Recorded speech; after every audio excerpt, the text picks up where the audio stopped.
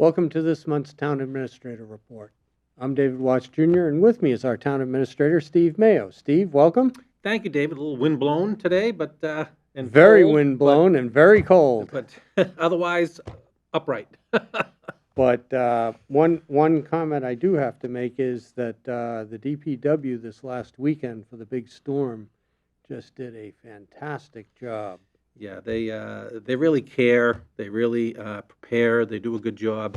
I'm kind of upset with myself because my budgetary philosophy or my budgetary strategy for snow this year was prayer, and it doesn't seem to have worked out too well. So. and it's blown a very big hole in your budget. It's starting to blow. Yeah, it is. It is. So, yeah. And there's probably at least one, if not two. No, we can't have any more. We're at the limit. So, okay. We're going back to my strategy of prayer. You might want to contact all of the Yes. religious heads in town. Get together with the council of churches and and have them pray for me. Well, we're going to talk about an event that's coming up that is really kind of momentous for the town because it involves the restoration of a long-time town monument. Yeah. And that's the Soldiers and Sailors Monument on Veterans Memorial Yeah. Park, formerly Upper Common. It was, over the last couple of decades, starting to look a little bit shabby. Yeah, it had a little bit of challenges, including, at some point, some vandalism over the years. Yep.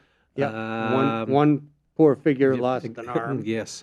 Yep. And, this really is the brainchild of Councilor Robert Vincent, who really pushed this through, originally getting, $10,000 worth of ARPA funds through the town council to do a assessment on what it would take to restore the monument to its previous grandeur. And then spearheading the efforts to add it to our capital plan. And it went through unanimously at town meeting. And I got to say that it is one of the more satisfying projects, not only for me, as I wind down. It's great to see this being taken care of.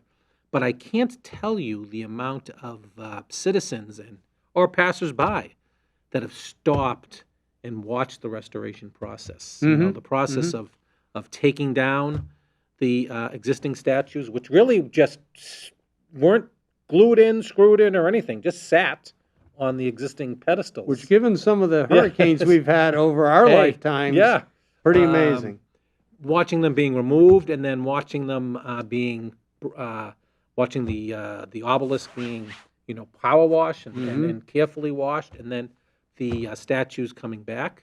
Really, I've never seen a project with that many people at that many times coming around and looking at it. So really, and it's right outside my office. Right. So I can Right. I can You look. can't out miss at it. I can't miss it. So really, a lot of fun, and really looks fabulous now that it's done. And we look forward to a ceremony. And if you've seen pictures of the dedication back in 1902, I think it was 1902. 1902.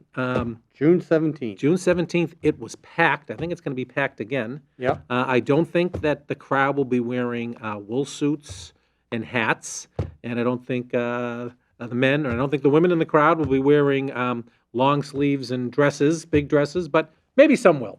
But it's quite a different view when you see the pictures of the crowd then, as I expect we'll see now. Absolutely. And just to look back at the history of this monument was interesting and fun this week, I have to say.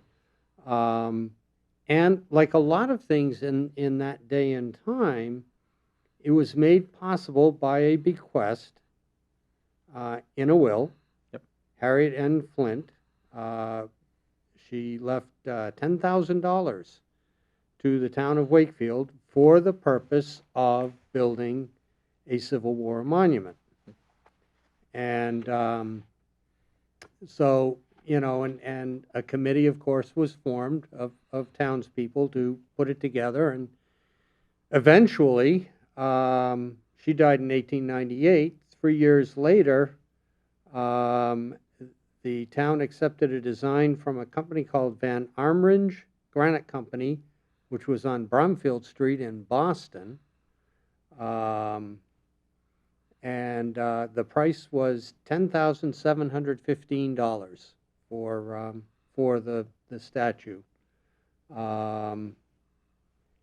And that today would be the equivalent of $393,221.81. I don't think we'd get a bequest for that money now, and I don't have room in the budget for that money now, so I think that's great.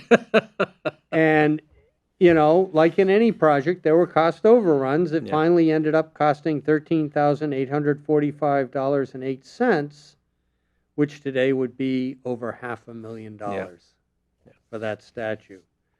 So, and then the dedication on June 17th, 1902, Grand Parade of Veterans, military and civic organizations that marched through the principal streets, according to the 1944 town history. And included in that was Colonel Edward J. Guyon, who was the leader of the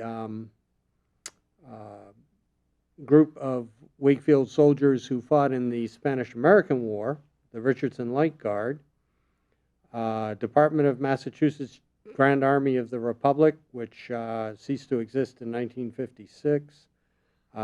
Massachusetts Governor Winthrop Crane and his staff were there. The whole 9 yards. But it's just to look at the pictures and see the crowd. Hopefully, we'll have a crowd like that. Yeah, and we will, and we are going to have, quite a few reenactors coming forward. Quite a few groups that honor the Civil War and do a lot of events like this honoring the Civil War and Revolutionary War and things like that. So it's going to be a great day, and it's kind of very interesting the way that we're going to have music. We're going to involve high school kids, other young people in town. We have some other surprise guests there. The governor has been invited as well.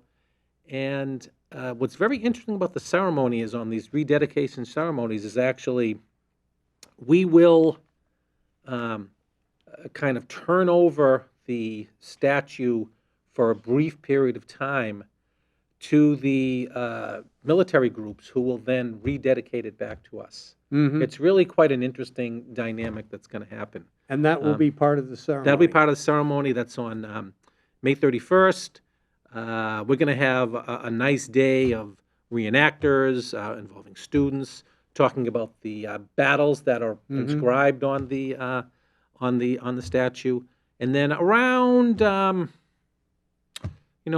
the 2 o'clock hour somewhere, we will then have the actual ceremony.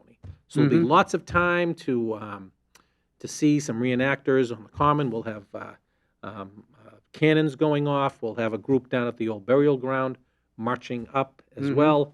So it is really going to be a lot going on, and there's a great committee that's putting this all forward. So stay tuned. There'll be a lot of information on this. But if we want to talk about Harriet Newell Flint for a moment, and think of the time. Harriet Newell Flint was born in 1815 and was brought up in Wakefield, right on Salem Street in Wakefield. She becomes a teacher in North Reading. And then gets married in 1840. So probably 25 years old, might have been a little bit older at that time. But she marries Charles Frederick Flint, who invests in the railroad, who becomes a banker. And he really is very successful, very successful. He then falls on a business trip, hits his head, and dies. So here is, Harriet Newell Flint, really widowed after, 28 years of marriage, childless, who really at that time, before then, didn't have much to do with the business side of her husband's, business. Well, few women Few did women in those did. days, yes. But she inherits a huge fortune, Yes. and she not only inherits it, but she finds that she has a real knack, for business, and she expands this. She decides to move back to Wakefield, and buys a home, creates a homestead on Charles Street, naming it after her father, her husband, Yep. Charles Frederick Flint. Yep.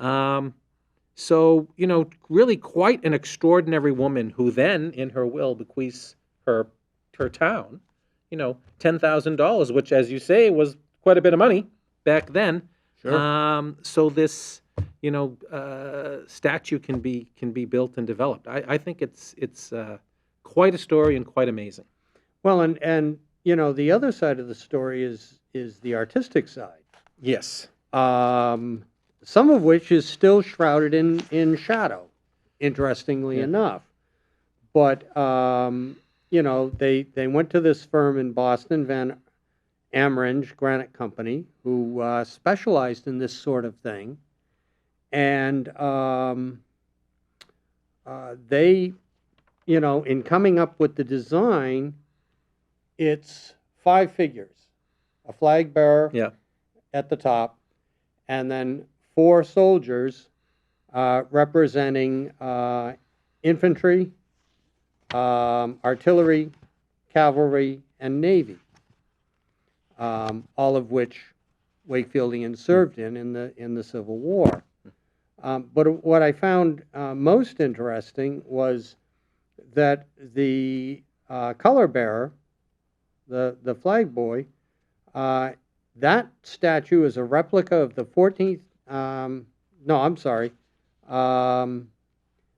18th Massachusetts Infantry Monument at Gettysburg by sculptor Robert Barr.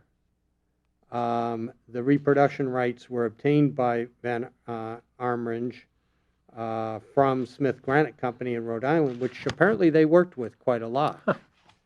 So, and then the infantryman was a replica of the 14th New York State Monument at Gettysburg by Edward Ludwig Albert Pausch. He was a Danish-born sculptor who settled in the Boston area. And in that case, the uniform had to be altered to be more generic because the 14th New York had a very distinctive uniform that was not. But in talking with the folks over at Daedalus Corporation who did the restoration, there's no way to tell who created the other 3 figures. None of them were signed. And the design has always been attributed to a Civil War vet, Melzar Hunt Mossman. Yes. So it is interesting to see. Yeah, it would be an interesting project for somebody, maybe. Which is actually even more interesting because as a sculptor, he specialized in bronze, not in granite. Not in granite, yeah. So, so there's that aspect of it also. Just really interesting all around. Yeah. But so the rededication will be Saturday, May 31st. Yeah. Beginning at. Well, I think there's going to be a number of events. Beginning at 12, there'll be a lot of items going on, a lot of events and a reenactment, and there'll be a few years ago. I'm dating myself. Probably 15 years ago now, there was a kind of some Civil War. Encampments type of stuff on the common. Yes, it was something the Historical Society did. Yeah. So it'll be like that, and it's going to be really a lot of fun for families and for the kids. And it is very, very possible that when the dedication comes up in 2102, because we're going to put a time capsule there somewhere. We're not going to say where, but there'll be a time capsule around the monument. And in 2102, when that is opened up. Okay, there is a great chance that there are some, young people that will have been there at this rededication in 2025. That would, and how cool would that be for those, it's only 75 years away at that point, to come back with their children and their grandchildren or alone to kind of remember that. So it really is very interesting. On the dedication on June 17th, 1902, when the town accepted the monument at, Yep. at the dedication ceremony, George Thompson was chair of the Board of Selectmen, and he vowed, in the name and on behalf of the citizens of Wakefield, we promise that it will ever be well and tenderly guarded. It took us a while to get there, but I was going to say losing an arm losing wasn't an arm quite wasn't fulfilling tender, that, but yeah. but we did fulfill that promise eventually. So. Well, and this comes on the heels of April will be the 250th anniversary of the battles of Lexington and Concord. Yeah. And next year will be the 250th anniversary of the Declaration of Independence. Yeah, it's quite an So, interesting time to be involved in history. absolutely. And hopefully people will turn out and Yeah, I participate. Think right. I think it's going to be a great day. I mean, you can go down, kind of look at some of the events that are going on. The town museum will be opened as well. The Hartshorn House will be open, so you can kind of have a nice historic morning, Right. late morning, early afternoon. Now, when you say the town museum, you mean the Historical Society Museum at the Little Red Schoolhouse. West Ward School. Yep. We know it as Little Red. So it's going to be a really fun at the same time reflective day, which I think is fabulous. I really can't wait for it to happen. And I think it's really going to be a great testament to the town to take care of this, and to, the townspeople voted. They voted to restore this, Right. Monument to its grandeur. So, Overwhelmingly. Unanimous, which I thought it would be. So I just think we are going to enjoy it. We're enjoying going through the history. Both you and I are enjoying going through the history a little bit of it as Absolutely. well. And we're inviting the governor. The governor was there, as you mentioned, in 1902. We're hoping that the governor comes again. We're gonna have some period music pieces, either sung by or played by some of these reenactor groups, and or by our own high school groups, which is I'm really hoping for, to see get involved with local talent. We're engaging our AP history students to get involved in describing some of the battles that are around there, so people can learn about them. Because I go around there and you've heard of a few of the names, but I don't know all of them. So really, it's kind of an interesting educational experience. Because a lot of those families have disappeared from the town, right? Over those. Nancy over the Bertrand decades, is gracious enough that she is writing a biography or a mini biography on each soldier that gave their life in this, and a lot of them, or majority of them, are on the wall in Town Hall. Right. And if you go in there, you can note a lot of streets are named after. You have Aborns, right. you have Sweetzers. So it's really very, very interesting to see. Well, that's why that street is called that. Yeah. So I am really looking forward to the day. And if anybody has a suggestion for something to put in the time capsule, now it's small. Yep. Please reach out to us and let us know, because we can't guarantee we can put everything in there, but we are open to suggestions of what to put in. And it's real easy, because you can find Steve's email and I'm phone number I'm on very the town accessible. website. I don't know why that is. On the town website. Take full advantage of it. Full advantage of it, yes. Yep, absolutely. So mark down May 31st, 2025 on your calendars and plan for the day. Plan for the day, and then go downtown and enjoy some of the fine restaurants. Yep, absolutely. Or come to Greenwood. Either way. We have some good ones there, Yeah. too. The other thing that we were going to talk about, we have about 10 minutes left. You and I got into a conversation for probably the 100th or 150th time about there was a run that I was made aware of several weeks ago of discussion on the town social media that, hey, maybe we should become a city. And of course, this is perked up and fallen down and perked up and fallen down numerous times, Yeah. even before social media. But it looks like it's starting to come back. And as I say, you and I have always taken opposite sides on Yes. this one. Not completely opposite.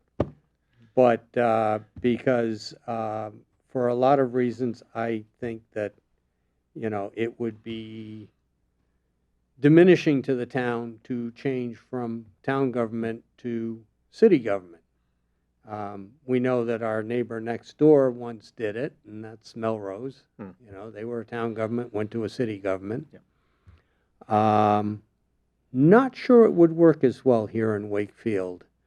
And I'll give you my reasons, and then we can look at yours. But my most basic reason is town meeting. The townspeople have the right to decide what will happen in the town. Now, we have somewhere around 16,000 registered voters in the town, give or take. We could never fit them into the Right. into the auditorium or the anywhere. cafeteria. Or anywhere, or Landrigan Field. But the opportunity is there for any voter in town to participate and be heard on any article that comes up at town meeting.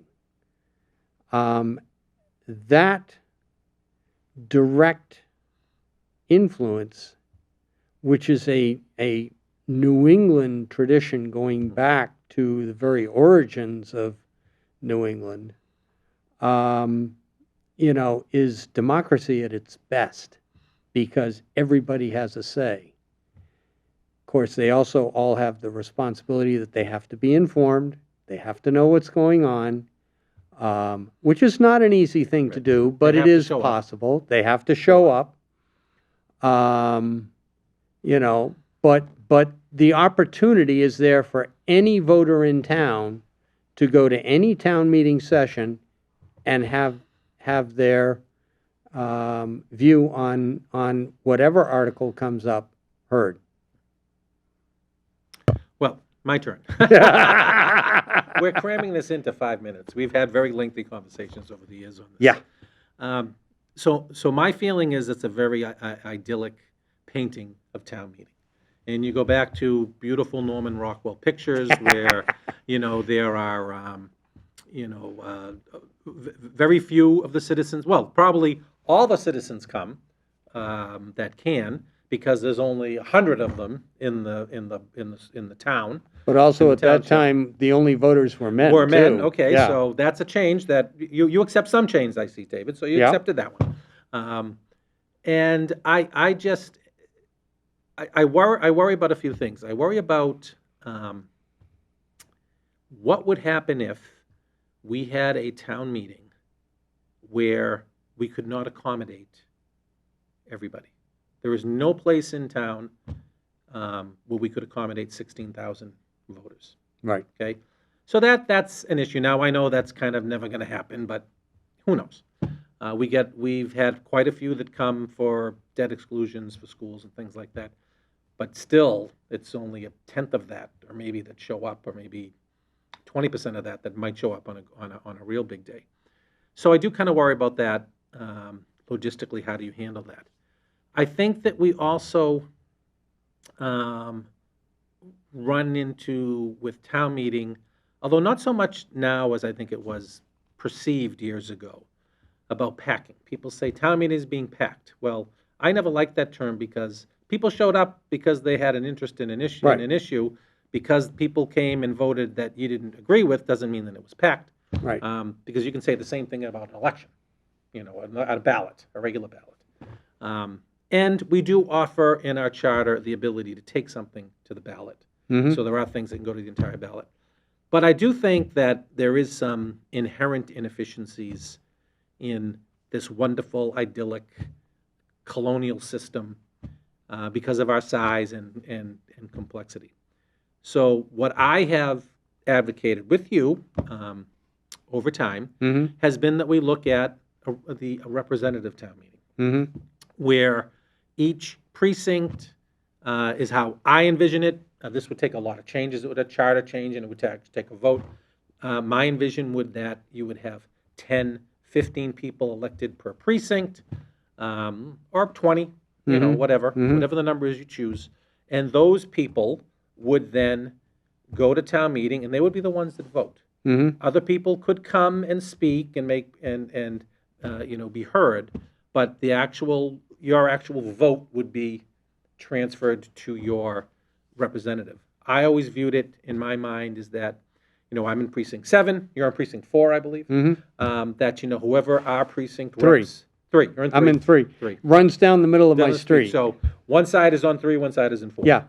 We wave to the yeah. 4s across the Fours. street from Everyone us. votes in the same place now, so it's easy to remember. Anyway, easy to remember where to go. So, the representatives could then meet with their precinct and members and could decide, hey, we have the budget showing up. Do you have concerns with the budget? We have, an easement over here. We have the Soldiers and Sailors Monument coming up. How do you feel on that? And in that way, you could have a group, largest group vote. We could, at that point, have electronic voting because we know who everybody is.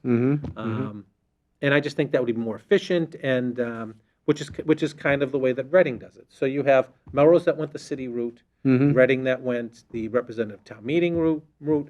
You have Stoneham, which is a open town meeting, and I'm not sure about Saugus. I think Saugus has a representative town meeting as well.